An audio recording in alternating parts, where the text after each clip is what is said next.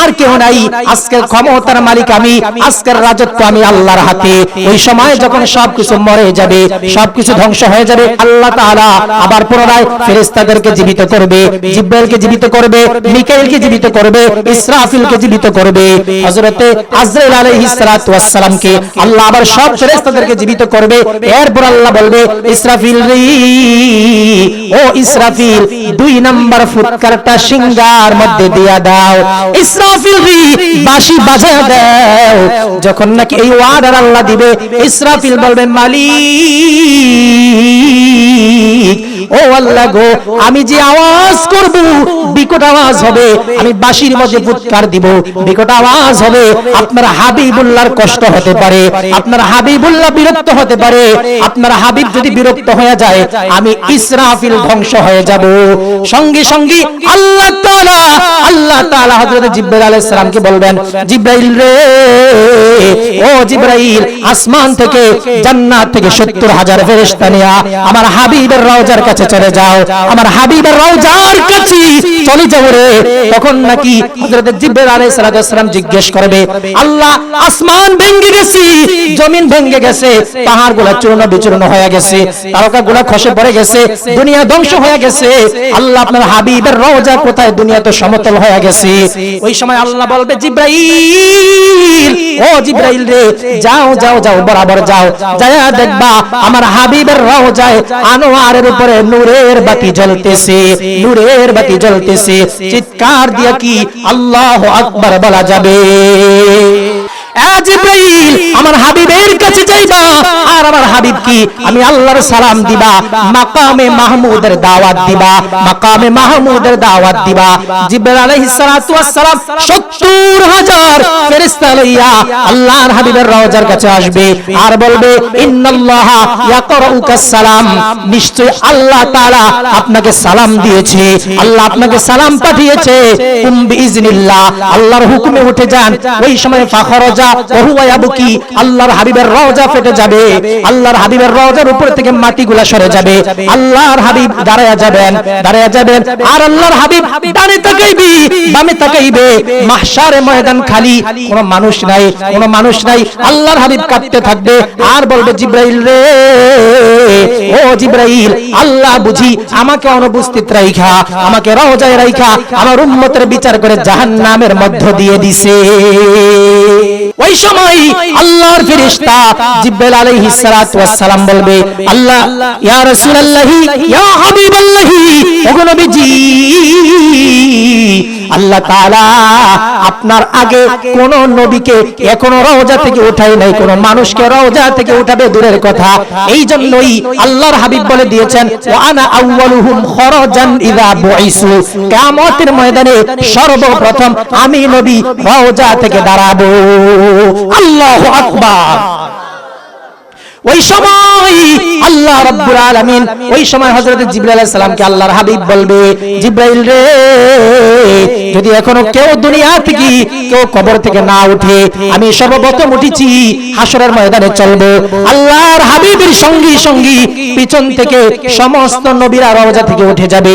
তখনও ইসরাফিল আলাইহিস সালাতু ওয়াস সালাম সিংহার মধ্যে ফুৎকার দেওয়ার পরেও কোন নবীর উম্মত রওজা থেকে উঠতে পারবে না, কোন নবীর উম্মত রওজা থেকে উঠবে না। এমনি করে জিবরাইল বলবে, ইয়া রাসূলুল্লাহি বাল্লাহি, ওগো নবীজি, আপনার 2 জন উম্মত যতক্ষণ পর্যন্ত রওজা থেকে না উঠবে, ততক্ষণ পর্যন্ত কোন নবীর একটা উম্মত রওজা থেকে উঠতে পারবে না। মাওলায়া সাল্লি ওয়া সাল্লিম দাইমান আবাদান আলা হাবিবিকা। কিয়ামত আল্লাহ তাআলা কেন কায়েম করবেন? কিয়ামত আল্লাহ তাআলা কায়েম করবেন 2টা কারণে। রব্বুল আলামিন বলেন, আমি আল্লাহ রব্বুল আলামিন 2টা ফুয়ের মাধ্যমে, 2টা ফুৎকারের মাধ্যমে সারা পৃথিবী ধ্বংস করে দিব রে। আল্লাহ বলেন, কিয়ামতকে আমি আল্লাহ কায়েম করবে, এর কারণ হচ্ছে, ওয়া ইন্নামা তুওয়াফাউনা উজুরাকুম ইয়াউমাল কিয়ামাহ, আল্লাহ বলেন আমি আল্লাহ কিয়ামত কায়েম করব, আমি আল্লাহ এই জন্য কিয়ামত কায়েম করব রে হাসরের ময়দানে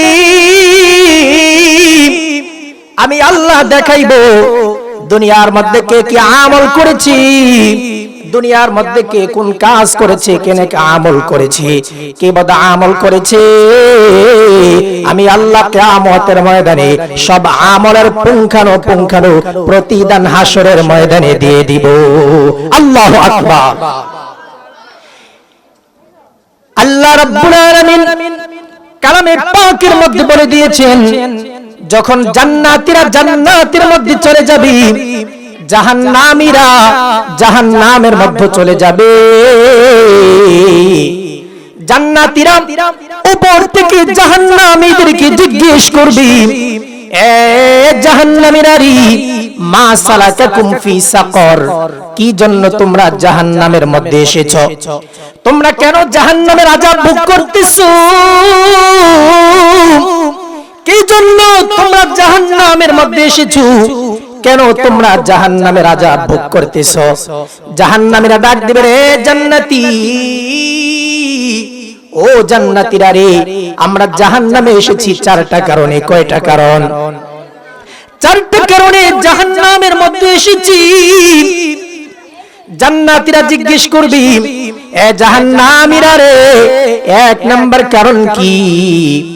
জাহান্নামীরা ডাক দিয়া বলবে, জান্নাতীরা রে, এ জান্নাতীরা, আমরা জাহান্নামে আসার এক নাম্বার কারণ হচ্ছে ক্বালু লাম নাকু মিনাল মুসাল্লিন, আমরা দুনিয়ার মধ্যে নামাজি ছিলাম না, আমরা দুনিয়ার মধ্যে নামাজ পড়ি নাই, আমরা দুনিয়ার মধ্যে মুসল্লি ছিলাম না, এই জন্য তোমরা দুনিয়ার মধ্যে আযান দিয়েছে নামাজে চলে গেছো, আযান দিয়েছে তোমরা মসজিদের মধ্যে গেছো, আর আমরা আযান শোনার পরেও আমাদের কি নামাজের জন্য আহ্বান করার পরেও আমরা দুনিয়ার মধ্যে নামাজ পড়ি নাই, এই জন্য আমরা জাহান্নামের মধ্যে এসেছি। আমাদের জাহান্নামে আসার এক নাম্বার কারণ হচ্ছে ক্বালু লাম নাকু মিনাল মুসাল্লিন, আমরা দুনিয়ার মধ্যে মুসল্লি ছিলাম না, আমরা দুনিয়ার মধ্যে নামাজি ছিলাম না। এবার জান্নাতীরা জিজ্ঞেস করবে জাহান্নামীরা রে, ও জাহান্নামীরা, জাহান্নামে যাওয়ার দুই নম্বর কারণ কি? জাহান্নামীরা বলবে, ওয়ালাম নাকু নুতঈমুল মিসকিন, আল্লাহ তাআলা দুনিয়ার মধ্যে আমাদেরকে অতিরিক্ত ধন সম্পদ দিয়েছি, আমাদের প্রয়োজনের চাইতে বেশি সম্পদ আমাদেরকে দিয়েছে। আল্লাহ তাআলা আমাদেরকে প্রচুর ধন সম্পদ দিয়েছে, অনেক টাকা পয়সা দিয়েছে। আমাদের সম্পদের মধ্যে গরিবের হক ছিল, মিসকিনদের হক ছিল, ইয়েতিমদের হক ছিল। আমরা দুনিয়ার মধ্যে ওয়ালাম নাকু নুতঈমুল মিসকিন, দুনিয়ার মধ্যে ইয়েতিমদেরকে খাওয়াই নাই, দুনিয়ার মধ্যে মিসকিনদেরকে খাওয়াই নাই, যাকাত দেই নাই, ফিতরা দেই নাই, সাদকা করি নাই, এই জন্য আমরা জাহান্নামে আসার দুই নাম্বার কারণ। এবার জান্নাতীরা জিজ্ঞেস করবে, এ জাহান্নামী, ও জাহান্নামীরা রে, জাহান্নামে যাওয়ার তিন নাম্বার কারণ কি? জাহান্নামীরা বলবে তিন নাম্বার কারণ হচ্ছে ওয়া কুন্না নাখুদু মাআল খাইদিন, নিচে নামিয়ে দেন। আমরা জাহান্নামে যাওয়ার তিন নাম্বার কারণ হচ্ছে আমরা দুইজনের মধ্যে ঝগড়া লাগায়া দুইজনের পিছনে স্লোগান দিতাম, একজনের কথা আরেকজনের কাছে লাগাইতাম, আরেকজনের কথা আরেকজনের কাছে বলতাম, দুইজনের মধ্যে বিবাদ লাগায়া দুইজনের মধ্যে ঝগড়া লাগায়া আমরা দুজনের স্লোগান দিতাম। এটা হচ্ছে জাহান্নামে যাওয়ার তিন নাম্বার কারণ। এরপর জাহান্নামীদের কি জান্নাতীরা জিজ্ঞেস করবে, জাহান্নামীরা রে, ও জাহান্নামীরা, তোমরা জাহান্নামে যাওয়ার চার নাম্বার কারণ কি? জাহান্নামীরা বলবে, ওয়া কুননা নুকাজ্জিবু বিয়াউমিদ্দিন, আমরা কিয়ামত দিবসকে, বিচার দিবসকে অস্বীকার করতাম, এই জন্য আমরা জাহান্নামের মধ্যে এসেছি। তাহলে বোঝা গেল কিয়ামত দিবসকে বিশ্বাস করা, বিচার দিবসকে বিশ্বাস করা ঈমানের অংশ। যে ব্যক্তি ঈমান কিয়ামত দিবসকে অস্বীকার করবে, এই কিয়ামত দিবসকে অবিশ্বাস করবে, এই ব্যক্তি হাসরের ময়দানে জাহান্নামের মধ্যে চলে যাবে। আল্লাহ রাব্বুল আলামিন পবিত্র কালামুল্লাহ হাকিমের মধ্যে এই কিয়ামত কি অসংখ্য অগণিত নামে আল্লাহ তাআলা অবহিত করেছেন। আল্লাহ তাআলা এই কিয়ামতকে বলেছেন মালিকি ইয়াউমিদ্দিন। সূরা ফাতিহার মধ্যে আল্লাহ বলেন মালিকি ইয়াউমিদ্দিন। এখানে ইয়াউমিদ্দিন বলে আল্লাহ কিয়ামত দিবসকে বোঝাইছে। দুই নম্বরে কিয়ামত দিবসের আরেকটা নাম হচ্ছে ওয়াবিল আখিরা, আখিরাত দিবস। এই কিয়ামতের আরেকটা নাম হচ্ছে আম্মা ইয়াতাসাআলুন আনিন নাবাইল আযীম। নাবাউন মানে এই কিয়ামতের আরেকটা নাম হচ্ছে ইয়াউমুস সাআ। সাআ শব্দের অর্থ হচ্ছে ঘড়ি, সাআ শব্দের অর্থ সময়, এই সাআ শব্দের অর্থ কিয়ামত। অসংখ্য হাদিসের মধ্যে পাওয়া যায় আল্লাহর হাবিব কি সাহাবায়ে কেরাম জিজ্ঞেস করলেন ইয়া রাসূলুল্লাহি ইয়া হাবিবাল্লাহি, ওগো নবীজি, ওগো রাহমাতুল লিল আলামিন, মাতাস সাআ, কিয়ামত কখন হবে? আল্লাহর হাবিব বলেন এ সাহাবীরি মা আদাত্তালাহা, তুমি কিয়ামতের জন্য কি প্রস্তুত করেছো? সাহাবী জবাব দিলেন ইয়া রাসূলুল্লাহি ইয়া হাবিবাল্লাহি, ওগো নবীজি, ওগো রাহমাতুল লিল আলামিন, কিয়ামতের জন্য লা সিয়ামা, আমার সিয়াম নাই, ওয়ালা সালাতা, আমার নামাজ নাই, ওয়ালা কিয়ামা, আমার নফল নামাজ নাই, ওয়ালা সাদাকাতা, আমার বেশি দান সদকা নাই। ইয়া রাসূলুল্লাহ, একটা জিনিস আছে, ওই জিনিসটা কি? আল্লাহর হাবিব জিজ্ঞেস করলেন ওই জিনিসটা কি? সাহাবী জবাব দেয় ইল্লা আন উহিব্বাল্লাহ ওয়া রাসূলাহু, আমি আল্লাহ এবং রাসূলকে ভালোবাসি। আল্লাহু আকবার। আল্লাহর হাবিব বলেন আল মারউ মা মান আহাব্বা, যেই ব্যক্তি নাকি আল্লাহ এবং তার রাসূলকে ভালোবাসবে, আল্লাহর হাবিব বলেন ওই ব্যক্তি কিয়ামতের ময়দানে তার সাথেই থাকবে যে দুনিয়াতে সে যাকে ভালোবেসেছে, দুনিয়াতে যাকে ভালোবাসলো, কিয়ামতের ময়দানে সে তার সাথেই দাঁড়িয়ে যাবে, চিৎকার দিয়ে কি আল্লাহু আকবার বলা যাবে। এই জন্য কিয়ামতের অনেকগুলো নাম কোরআনুল কারীমের মধ্যে এসেছে। এই কিয়ামতটা কি আল্লাহ তাআলা একটা ফুৎকারের মাধ্যমে সারাটা দুনিয়া বিনশ্বর করে দিবেন, সারাটা দুনিয়াকে আল্লাহ ধ্বংস করে দিবেন। কিয়ামতটাকে দুইটা ফুৎকারের মাধ্যমে আল্লাহ ঘটাইবেন। এই জন্য আল্লাহ তাআলা কোরআনুল কারীমের মধ্যে ইরশাদ করেছেন ইযা ওয়াকাতিল ওয়াকিয়া। দুনিয়ার মধ্যে অনেকে কিয়ামতকে অস্বীকার করি। আল্লাহ বলেন ইযা ওয়াকাতিল ওয়াকিয়া, যখন নাকি কিয়ামত সংঘটিত হয়ে যাবে, লাইসা লিওয়াকাতিহা কাযিবা, তখন আর কিয়ামত কি অস্বীকার করার কেউ থাকবে না, তখন আর কিয়ামতকে কেউ অস্বীকার করবে না। কারণ কি? দুনিয়ার মধ্যে অনেকে কিয়ামতকে অস্বীকার করি বলে এটা অনির্দিষ্ট বিষয়, এটার কোনো দিক নির্দেশনা নাই, অনির্দিষ্ট একটা বিষয় অস্বীকার করে। কিন্তু আল্লাহ বলেন না না না, ইযা ওয়াকাতিল ওয়াকিয়া, যখন নাকি কিয়ামত ঘটে যাবে, লাইসা লিওয়াকাতিহা কাযিবা, তখন আর এই কিয়ামতকে অস্বীকার করার মতো কেউ থাকবে না, এই কিয়ামতকে মিথ্যা মনে করার মতো আর কেউ দুনিয়ার মধ্যে থাকবে না। কেন থাকবে না? যখন নাকি আল্লাহ রাব্বুল আলামিন ইসরাফিল আলাইহিস সালাতু ওয়াস সালাম কি আল্লাহ বলবেন ইসরাফিল রে, ও ইসরাফিল বাঁশি বাজায়া দাও। ইসরাফিল যখন নাকি প্রথম একটা ফুৎকার দিবে, যখন নাকি ইসরাফিল আলাইহিস সালাতু ওয়াস সালাম প্রথম ফুৎকার দিবে রে। প্রথম ফুৎকারের সঙ্গে সঙ্গে আল্লাহর কোরআন বলে ইযা জুলজিলাতিল আরদু জিলজালাহা, জমিনের প্রকম্পন শুরু হয়ে যাবে, এই জমিন নড়তে থাকবে, এই জমিন কাঁপতে থাকবে। আল্লাহ বলেন ইদাস সামাউ ফাতারাত, আসমান ভেঙে যাবে, ওয়া ইদাল কাওয়াকিবু ইনতাসারাত, আসমানের নক্ষত্রগুলা ঝরে ঝরে পড়ে যাবে। অন্য আয়াতের মধ্যে আল্লাহ বলেন সূরা কারিয়ার মধ্যে বলেন আল কারিয়াতু মাল কারিয়া, যেই দিন মহাপ্রলয় হয়ে যাবে, যেই দিন কিয়ামত হয়ে যাবে, ওই দিন এমন অবস্থা হবে ইয়াউমা ইয়াকুনুন নাসু কাল ফারাশিল মাবসুস, সমস্ত মানুষগুলা পঙ্গু পালের মতো উড়তে থাকবে, সমস্ত মানুষগুলা উড়তে থাকবে উড়তে থাকবে। ওয়া তাকুনুল জিবালু কাল ইহনিল মানফুস, আল্লাহ কয় পাহাড়গুলা পশমের মতো তুলার মতো উড়তে থাকবে। আল্লাহ বলেন যেই দিন নাকি আমি আল্লাহ ইসরাফিল কি অর্ডার দিয়ে দিবে, ইসরাফিল রে ও ইসরাফিল বাঁশি বাজায় দেউরি।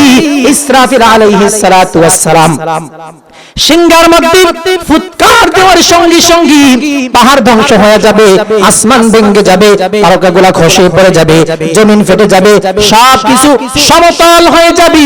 যখন নাকি সবকিছু ধ্বংস হয়ে যাবে, সবকিছু ধ্বংস হয়ে যাবে, সব মানুষগুলা মরে যাবে, সব মানুষগুলা মরে যাবে। ওই সময় কিয়ামত কি অস্বীকার করার মতো কেউ থাকবে না। কারণ কি আল্লাহর কোরআন বলে ইয়াউমা তারাউনাহা তাযহালু কুল্লু মুরদিআতিন আম্মা আরদাআত ওয়া তাদউ কুল্লু যাতি হামলিন হামলাহা ওয়া তারান নাসা সুকারা ওয়া মা হুম বিসুকারা ওয়ালাকিন্না আযাবাল্লাহি লাশাদীদ। আল্লাহু আকবার। আল্লাহ বলেন ওই দিন এমন অবস্থা হয়ে যাবে, এমন ভয়াবহ হয়ে যাবে, ওই দিন আপনি দেখবেন গর্ভবতী যে মহিলাগুলা আছে, যেই মহিলাগুলা ছোট্ট দুধের বাচ্চাগুলাকে দুধ পান করায়, কিয়ামতের বিভীষিকাময় যখন নাকি ইসরাফিল আলাইহিস সালাতু ওয়াস সালাম সিংহার মধ্যে ফুৎকার দিয়া দিবে, ওই সময় দুধ পান করা শিশুগুলাকে মারা ভুলে যাবে, মায়েরা ভুলে যাবে, এমনকি গর্ভবতী মহিলারা 8 মাসের 9 মাসের গর্ভ ধারণ করে ফেলবে, 5 মাসের 6 মাসের 2 মাসের 3 মাসের গর্ভের বাচ্চাগুলোকে প্রসব করে ফেলবে। আল্লাহ রাব্বুল আলামিন বলেন ওই দিন এত বিভীষিকাময় হবে, ওই দিন আর কিয়ামতকে অস্বীকার করার মতো কেউ থাকবে না। কিয়ামতকে অস্বীকার করার কোনো সুযোগ নাই।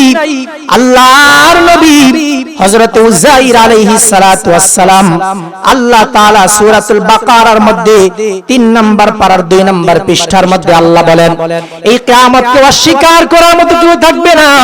অনেকে মনে করে কিয়ামত হবে কিভাবে, আবার আল্লাহ মানুষকে কিভাবে পুনরায় জীবিত করবেন, মানুষ তো মরে যাবে, পচে যাবে, আল্লাহ মানুষকে কিভাবে আবার জীবিত করবেন। আল্লাহ কয় না না না, তোমাদের ধারণা ভুল, আমি আল্লাহ তাআলা আবার তোমাদেরকে পুনরায় জীবিত করতে পারবো কিভাবে। আল্লাহর একজন নবী হযরত উযাইর আলাইহিস সালাতু ওয়াস সালাম, তার ঘটনা আল্লাহ তাআলা কোরআনুল কারীমের মধ্যে বর্ণনা করেছেন। আও কাল্লাযী মাররা আলা ক্বরিয়া ওয়া হিয়া খাওয়াতুন আলা উরুশিহা, হযরত উযাইর আলাইহিস সালাতু ওয়াস সালাম একটা গ্রামের পাশ দিয়ে অতিক্রম হচ্ছিলেন। ওই সময় উযাইর আলাইহিস সালাতু ওয়াস সালাম লক্ষ্য করলেন ওই গ্রাম কি আল্লাহ তাআলা এমন করে ধ্বংস করে দিয়েছে, গ্রামের সবকিছু বিনশ্বর হয়ে গেছে, সবকিছু ধ্বংস হয়ে গেছে, সব মানুষগুলা মরে গেছে।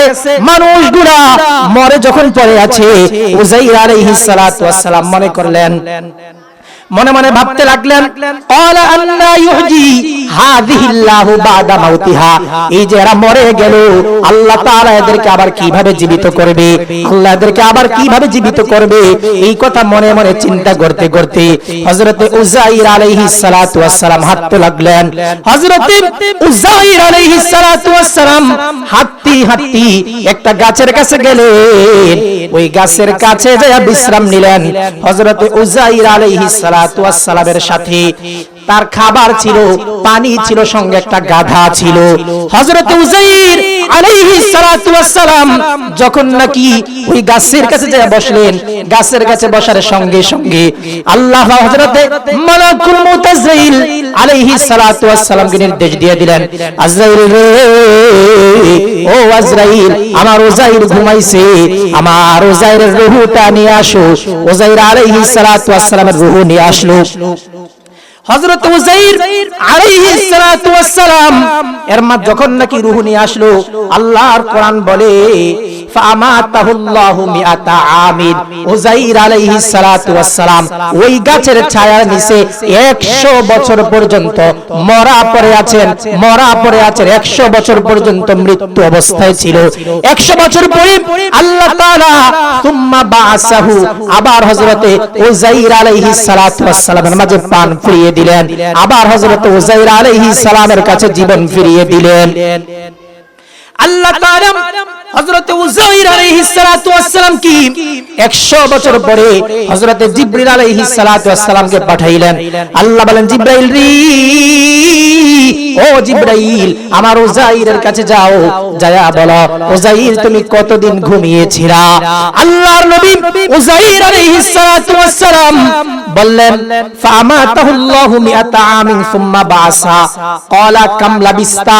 জিবরাইল বললেন, উযাইর রে, ও আল্লাহর নবী, আপনি কতক্ষণ সময় ঘুমিয়েছিলেন?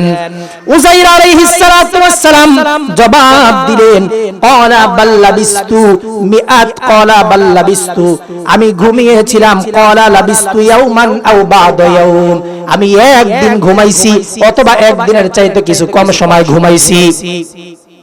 বলে না, একদিন ঘুমাও নাই, এর কিছু কম সময় ঘুমাও নাই, তুমি 100 বছর পর্যন্ত ঘুমিয়েছিলা, তোমার খবর নাই। উযাইর আলাইহিস সালাতু ওয়াস সালাম বলেন, আমি সকাল বেলা ঘুমাইছি আর এখন বিকাল। আল্লাহর ফেরেশতা জিবরাইল বললেন, উযাইর রে, তুমি 100 বছর আগে সকাল বেলা ঘুমাইছো আর এখন তোমাকে আমি রূহ ফিরাইয়া দিছি, জাগ্রত হইছো বিকাল বেলা, তুমি একদিন ঘুমাও নাই।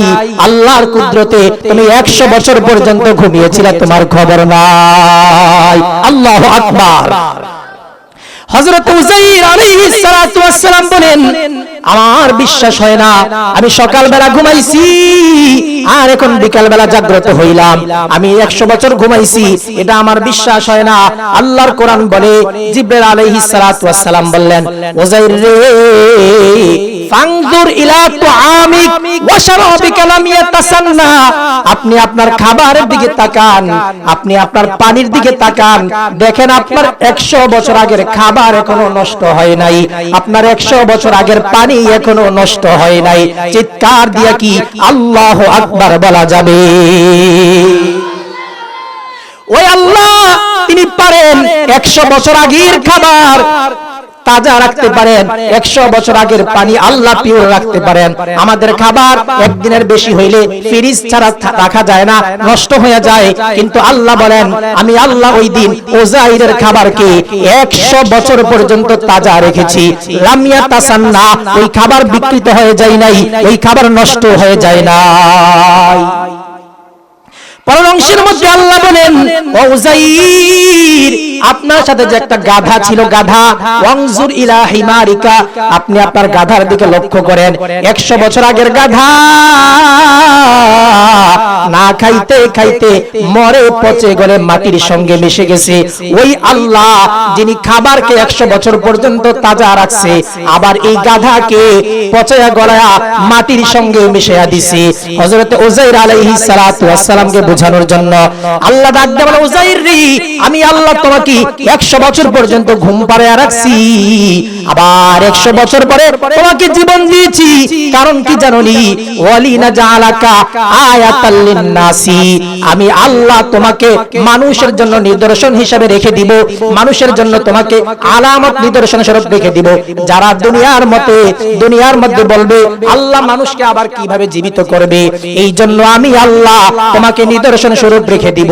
উযাইর রে, তুমি দেখো, লক্ষ্য করি, ওয়ানজুর ইলাল ইজামি, গাধার হাড়গুলার দিকে তুমি লক্ষ্য করে দেখো, কাইফা নুনশিজুহা সুম্মা নাকসুহা লাহমা, তুমি দেখো রে আমি গাধার হাড়গুলা কি ডাক দিব, গাধার হাড়গুলা পচা মাটির হাড়গুলা, গাধার হাড়গুলা আবার আগের মতো তাজা হয়ে যাবে, গোশতগুলা আগের মতো তাজা হয়ে যাবে, হাড়ের সঙ্গে গোশত জোড়া লেগে যাবে, আবার গাধাকে আমি আল্লাহ পুনরায় জীবিত করে ফেলবো। চিৎকার দিয়ে কি আল্লাহু আকবার বলা যাবে? আল্লাহ বলে উজাইর তুমি মনে মনে চিন্তা করেছো আমি আল্লাহ মানুষকে মরার পরে আবার কিভাবে জীবিত করব, কিভাবে হাসরের ময়দানে উঠাবো। উজাইর রে আমি আল্লাহ তোমাকে দিয়ে দেখাইয়া দিলাম, তোমার গাধা দিয়ে দেখাইয়া দিলাম, তোমার 100 বছর আগের গাধা মাটির মধ্যে পচে গলে মিশে গেছে, এরপরে আমি আল্লাহ এই গাধাকে আবার পুনরায় উঠাইলাম। আরেকটা ঘটনা কোরআনুল কারীমের মধ্যে সূরা বাকারায় 3 নম্বর পারার 3 নম্বর পৃষ্ঠায় আল্লাহ বলেন, ওয়া ইয ক্বালা ইব্রাহিমু রাব্বি আরিনি কাইফা তুহজিল মাউতা। হযরত ইব্রাহিম আলাইহিস সালাতু ওয়াস সালাম আল্লাহকে জিজ্ঞেস করলেন, আল্লাহ গো আপনি মানুষকে মৃত্যু দেওয়ার পর আবার কিভাবে মানুষকে পুনরায় জীবিত করবেন? আল্লাহ বলেন, ক্বালা আওয়ালাম তুমিন, ইব্রাহিম রে ও ইব্রাহিম খলিলুল্লাহ আপনি কি বিশ্বাস করেন না আমি আল্লাহ কিয়ামতের ময়দানে আবার মানুষকে উঠাইবো? আল্লাহর নবী ইব্রাহিম আলাইহিস সালাতু ওয়াস সালাম বললেন, আল্লাহ গো আমি বিশ্বাস করি, আওয়ালাম তুমিন আপনি কি বিশ্বাস করেন না? ক্বালা ইব্রাহিম বলেন, বালা আমি বিশ্বাস করি, ওয়ালাকিন লিয়াতমাইন্না কলবি তবে আমার অন্তরের ইতমিনানের জন্য, আমার কলবের প্রশান্তির জন্য আমি দেখতে চাই আপনি কিভাবে মানুষকে আবার পুনরায় জীবিত করবেন। আল্লাহু আকবার। আল্লাহ বলেন, ইব্রাহিম রে ও ইব্রাহিম ফাখুয আরবাআতাম মিনাত তায়রি ফাসুরহুন্না ইলাইকা সুম্মা জাল আলা কুল্লি জাবালিন মিনহুন্না সুম্মা জাল আলা কুল্লি জাবালিন মিনহুন্না জুজআন সুম্মা দুউহুন্না ইয়াতিনাকা সাইয়া। আল্লাহ বলেন, ইব্রাহিম রে ও ইব্রাহিম তুমি বিশ্বাস করো আমি কিভাবে আবার পুনরায় জীবিত করব, তোমার অন্তরের প্রশান্তির জন্য ইতমিনানের জন্য দেখতে চাও, তাহলে ইব্রাহিম ফাখুয আরবাআতাম মিনাত তায়রি তুমি 4টা পাখি ধরবা। কোন বর্ণনায় পাওয়া যায় একটা পাখি ছিল কাক আর একটা মোরগ, আর 2 ধরনের 2টা পাখি ছিল। হযরত ইব্রাহিম আলাইহিস সালাতু ওয়াস সালাম কে আল্লাহ বলেন, ইব্রাহিম রে এই পাখিগুলা ধরে জবাই করে পাখিগুলার মাংসগুলোকে, সব পাখিগুলার মাংসগুলোকে একত্র করবা, মিক্সার করে ফেলবা, এরপর এক একটা অংশকে 4 পাহাড়ের মধ্যে মিক্সার মাংসগুলোকে 4টা পাহাড়ের মধ্যে রেখে দিবা। ইব্রাহিম রে যখন নাকি এই মাংসগুলা মিক্সার হয়ে যাবে, কোন পাখির কোন মাংস বোঝার কোনো ক্ষমতা আছে? 4টা পাখির মাংস যদি একসঙ্গে মিক্সার করে ফেলা হয়, কোন পাখির কোন গোশত চেনার কোনো উপায় নাই। আল্লাহ বলে, ইব্রাহিম রে তুমি 4টা এই মিক্সার মাংসগুলা কি 4 ভাগে বিভক্ত করে 4টা পাহাড়ের মধ্যে রেখে আসবা, এরপর তুমি ডাক দিবা, সুম্মা দুউহুন্না তুমি ডাক দিবা, ইয়াতিনাকা সাইয়া তুমি দেখবা আকর্ষিক ভাবে 4টা পাখির মাংস আলাদা আলাদা 4 জায়গা থেকে এসে আকর্ষিক ভাবে জোড়া লেগে উড়ন্ত পাখির মতো উড়তে থাকবে। আল্লাহু আকবার। আল্লাহ বলে, ইব্রাহিম রে এই যে দেখো আমি আল্লাহ কিভাবে মানুষকে উঠাইতে পারি, আমি আল্লাহ কিয়ামতের ময়দানে মানুষকে এইভাবে উঠাবো। এই যে আল্লাহ তাআলা বলে দিলেন আমি আল্লাহ মানুষকে কিয়ামতের ময়দানে এইভাবে উঠাইবো। আল্লাহ কোরআনুল কারীমের মধ্যে আর একটা সূরার মধ্যে আল্লাহ বলেন, লা উকসিমু বিয়াউমিল কিয়ামাহ ওয়ালা উকসিমু বিন-নাফসিল লাওয়ামা আয়াহসাবুল ইনসানু আল্লান নাজমা ইজামা।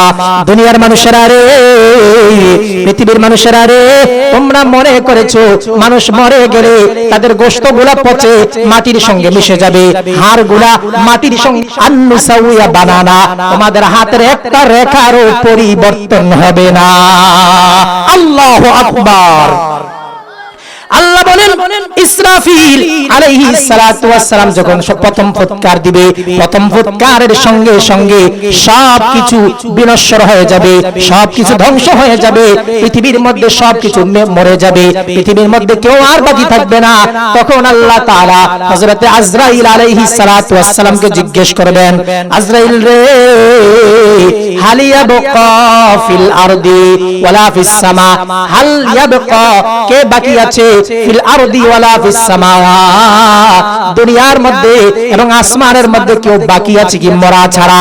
আজরাইল আলাইহিস সালাতু ওয়াস সালাম জবাব দিবি, ও রব্বুল আলামিন, প্রভু গো, ও আল্লাহ গো, লা ইয়াবকা ফিল আরদি, দুনিয়ার মধ্যে কেউ আর বাকি নাই, ফিল আরদি শাই, দুনিয়ার মধ্যে কেউ বাকি নাই, একটা পিপিলিকা পর্যন্ত বাকি নাই, কেউ বাকি নাই।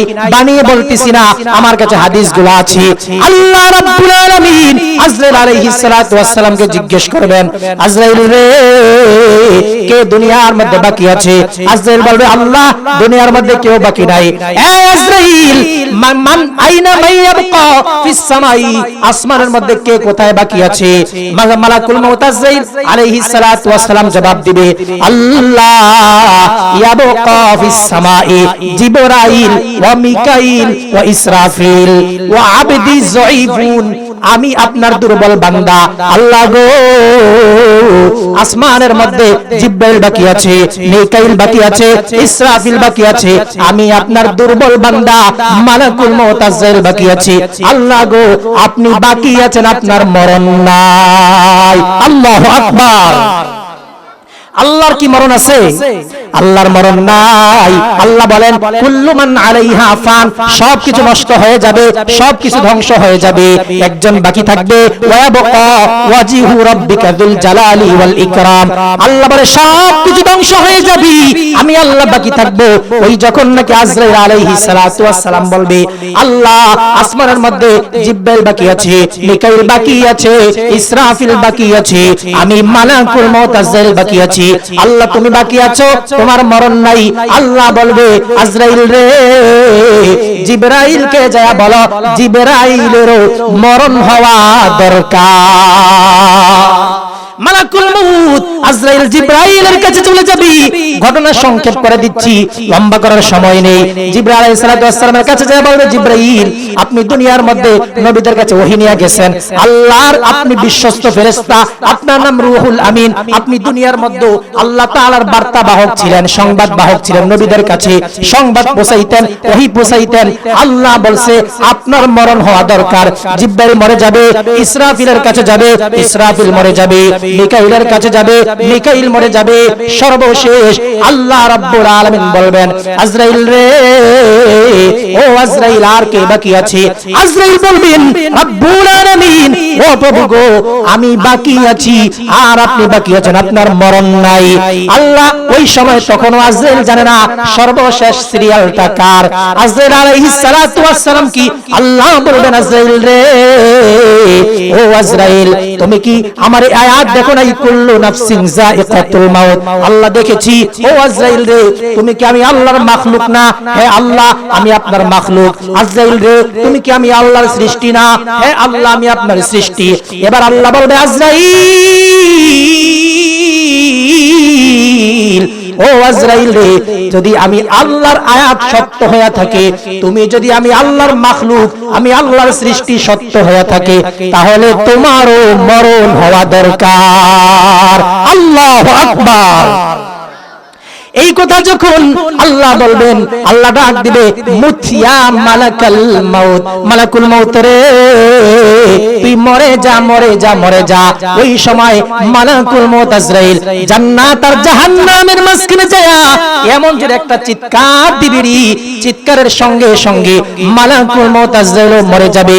কিতাবের মধ্যে পাওয়া যায় মালাকুল মউত আজরাইলের চিৎকারের আওয়াজ এত বিকট আওয়াজ হবে, যদি মালাকুল মউত আজরাইলের আওয়াজ দুনিয়ার মানুষ শুনতো, কিয়ামতের জঙ্গ সিংহায় ফুৎকার দেওয়া লাগতো না।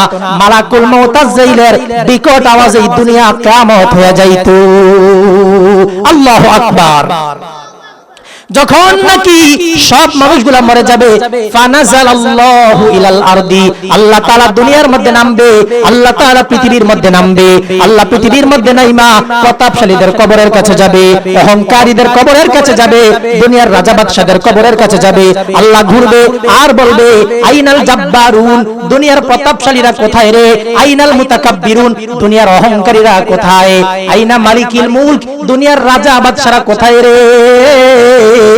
লা ইউজিবুহু, ওই সময় আল্লাহর কথার জবাব দেওয়ার মতো কেউ থাকবে না।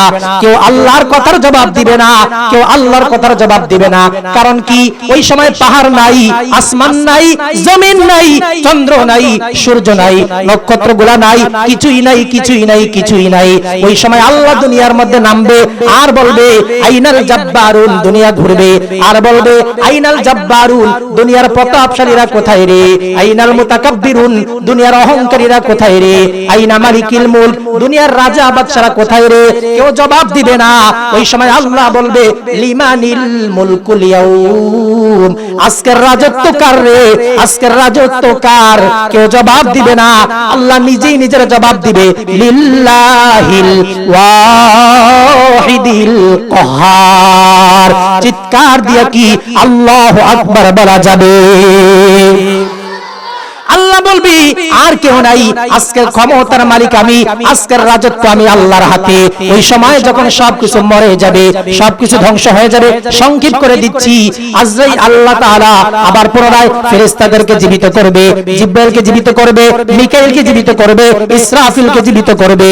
হযরতে আজরাইল আলাইহিস সালাতু ওয়াস সালামকে আল্লাহ আবার সব ফেরেশতাদেরকে জীবিত করবে। এরপর আল্লাহ বলবে, ইসরাফিল রে, ও ইসরাফিল, 2 নাম্বার ফুৎকারটা সিংহার মধ্যে দিয়া দাও। ইসরাফিল রে, বাঁশি বাজায় দাও। যখন নাকি এই ওয়ার্ডার আল্লাহ দিবে, ইসরাফিল বলবে, মালিক, ও আল্লাহ গো, আমি যে আওয়াজ করব, বিকট আওয়াজ হবে, আমি বাঁশির মধ্যে ফুৎকার দিব, বিকট আওয়াজ হবে। আপনার হাবিবুল্লাহর কষ্ট হতে পারে, আপনার হাবিবুল্লাহ বিরক্ত হতে পারে। আপনার হাবিব যদি বিরক্ত হয়ে যায়, আমি ইসরাফিল ধ্বংস হয়ে যাব।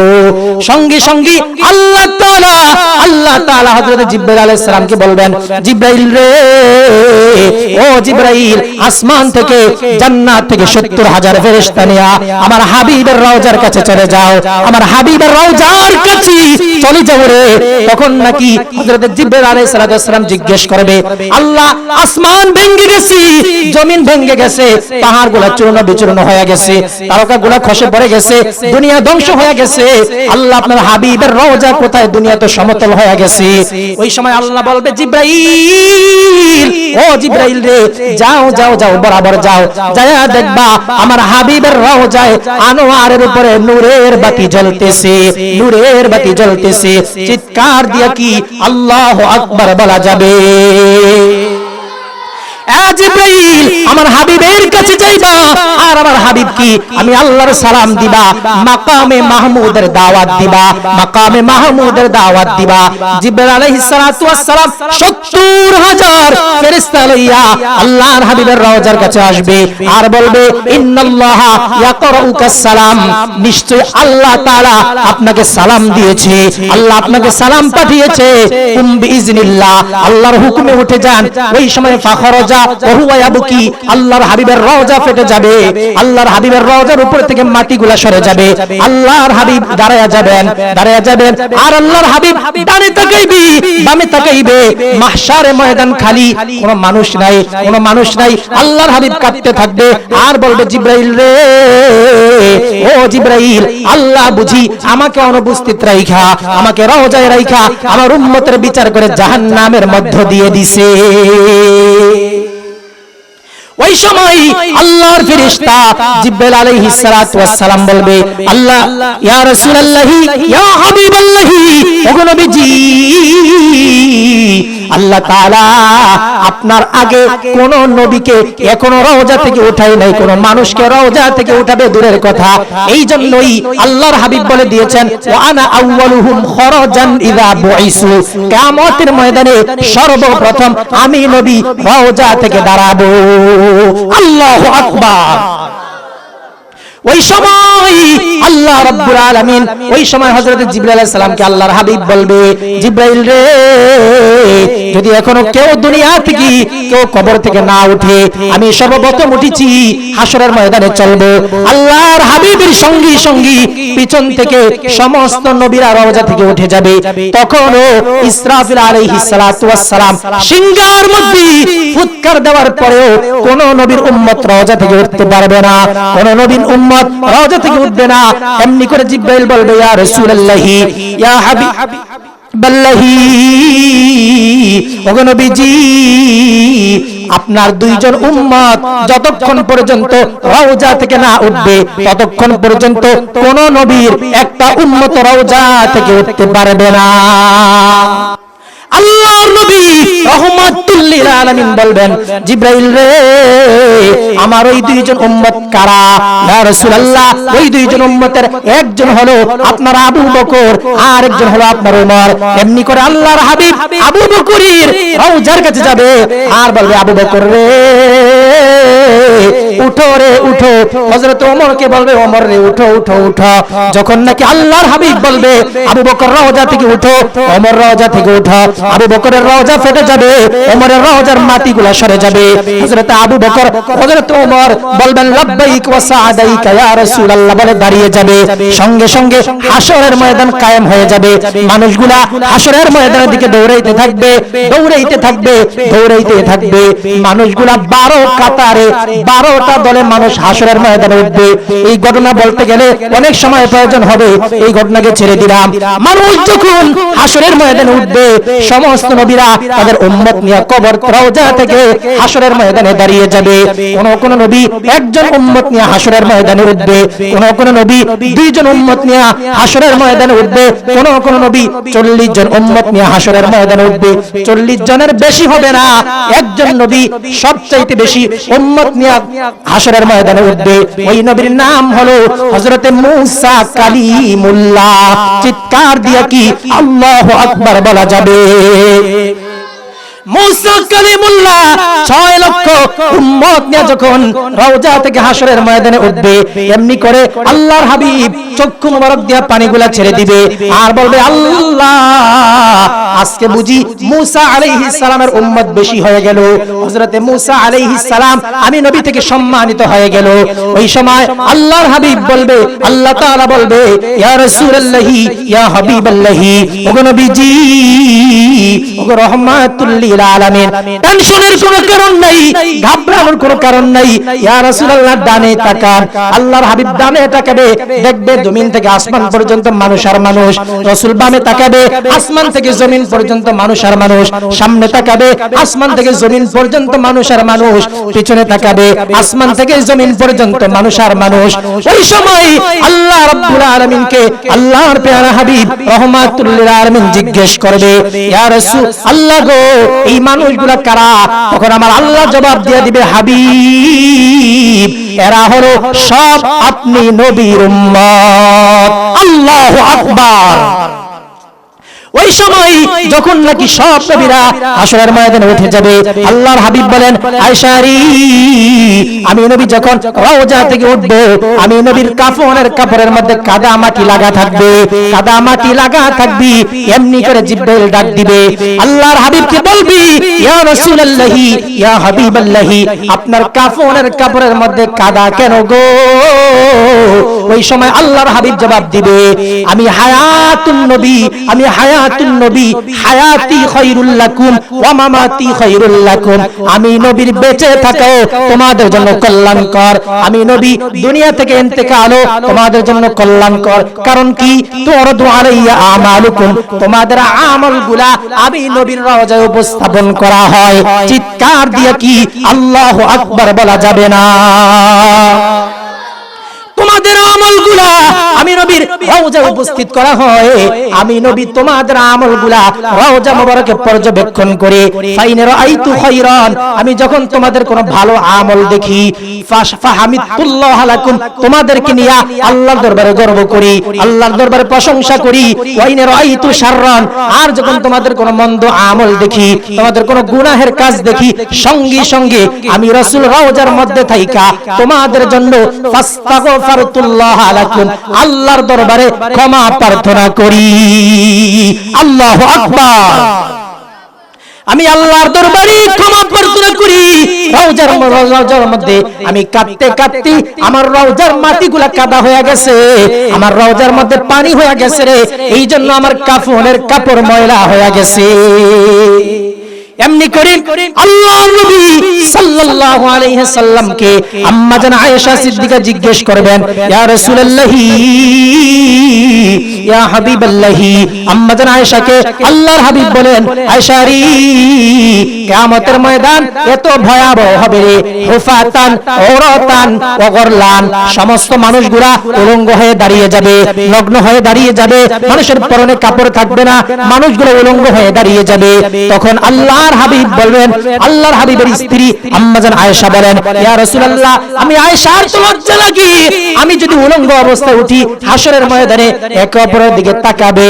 আল্লাহর হাবিব বলেন, আয়েশা রে হাশরের ময়দানে এত কঠিন হবে রে, একজন আরেকজনের দিকে তাকাবে দূরের কথা, হাশরের ময়দানে দাঁড়ানোর জায়গা থাকবে না, এত পরিমাণে মানুষ হবে, আল্লাহ তাআলা কুদরতে হাত দিয়া টান দিয়া হাশরের ময়দানটাকে ডাবল করে ফেলবে। ওই হাশরের ময়দানে এত পরিমাণ মানুষ হবে, ওই মানুষ দুই পা রাখা ছাড়া এর বেশি জায়গা পাবে না, মানুষ একজনের দিকে আরেকজন তাকাবে দূরের কথা। এমনি করে আম্মা জান আয়েশা সিদ্দিকার প্রশ্ন করেন, ইয়া রাসূলুল্লাহি ইয়া হাবিবাল্লাহি,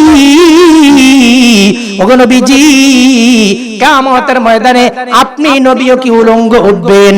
আল্লাহর হাবিব বলেন, না রে আয়েশা আমি উলঙ্গ উঠবো না।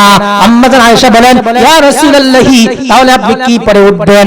আল্লাহর হাবিব বলে, আয়েশা রে আমি নবী হায়াতুন নবী, আমি নবী হায়াতুন নবী, আমি আমার কাফনের কাপড় পরে, আমি আমার হায়াতের কাপড় পরে কিয়ামতের ময়দানে উঠবো। আম্মা জান আয়েশা বলেন, ইয়া রাসূলুল্লাহি জান্নাতি পোশাক সর্বপ্রথম কে পাবে? আল্লাহর হাবিব বলে, আয়েশা রে জান্নাতি পোশাক সর্বপ্রথম আমি নবী পাবো, কিন্তু আমি নবী পরব না। ইয়া রাসূলুল্লাহি ইয়া হাবিবাল্লাহি, ওগো নবীজি তাহলে সর্বপ্রথম কে পড়বে? আম্মা জান আয়েশার প্রশ্নের জবাবে আল্লাহর হাবিব বলেন, সর্বপ্রথম হাশরের ময়দানে হযরতে ইব্রাহিম খলিলুল্লাহকে আল্লাহ আনুষ্ঠানিকভাবে জান্নাতের পোশাক পরায়া দিবে। চিৎকার দিয়ে কি আল্লাহু আকবার বলা যাবে না? আম্মা জান আয়েশা সিদ্দিকা বললেন, ইয়া রাসূলুল্লাহ ইব্রাহিম আলাইহিস সালাতু ওয়াস সালামকে কেন আনুষ্ঠানিকভাবে হাশরের ময়দানে জান্নাতের পোশাক পরানো হবে? তখন আম্মা জানের কথার জবাবে আল্লাহর হাবিব বলেন, আয়েশা রে কিয়ামতের ময়দানে মানুষ ওই ইব্রাহিম খলিলুল্লাহকে এই জন্য জান্নাতের কাপড় সর্বপ্রথম পরানো হবে। নমরুদ যখন ইব্রাহিমকে আগুনে ফালাইলো, আগুনে জ্বলে না, শয়তান বুড়া দরবেশের বেশ ধরে বলে, ইব্রাহিমকে যদি আগুনে জ্বালাইতে হয় তার দেহের কাপড়গুলো খুলতে হবে, উলঙ্গ করতে হবে। এই সময় তার লালন পালনকারী পিতা আজর ইব্রাহিম নবীর কাপড়গুলো খুলে তাকে আগুনের মধ্যে ফেলে দিছে, আগুনের মধ্যে ফেলে দিছে।